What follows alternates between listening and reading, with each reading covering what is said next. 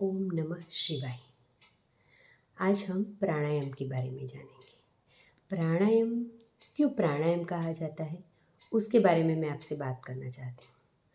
हम जब सुबह उठते हैं तब बोलते हैं कि हमने आज अनुलोम विलोम किया, प्राणायाम किया, भ्रामरी की, भ्रस्तिका किया, लेकिन क्या हम उनका अर्थ जानते हैं कि हमें क्यों करना चाहिए और कैसे करना चाहिए?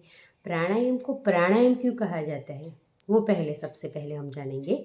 तो प्राणवायु, जो ऑक्सीजन वायु है, वो हमें भरनी है, इसीलिए हम उसको प्राणायाम कहते हैं। सबसे पहले हम प्राणायाम करने के लिए पहले लेफ्ट नोस्ट्रिल से ब्रीथिंग करेंगे।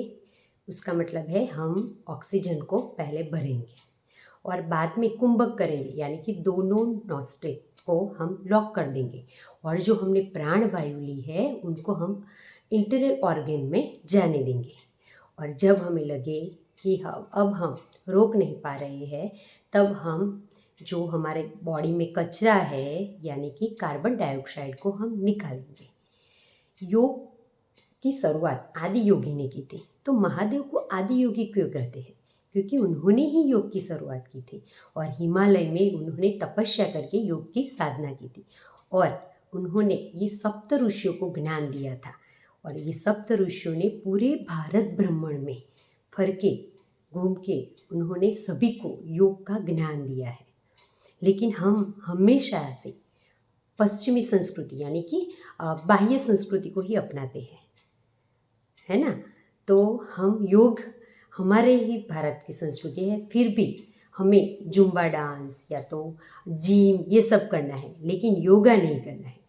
और जो बाहर के देश है वो उसमें योगा इतने लोग करते हैं, आप देखते ही होंगे। ओके, जिम अच्छी बात है और योगा इंटरनल ऑर्गन को मजबूत करता है, मेंटली स्ट्रांग करता है। इसीलिए हमें योगा में प्राणायाम तो करना ही चाहिए। योगा में ऐसा नहीं है कि फिजिकली एक्सरसाइज ही करनी चाहिए। प्राणायाम पहले प्राणायाम करना चाहिए, तभी हम अपने श्वासों को रोक के वो पोज में जा सकते हैं। Okay, thank you.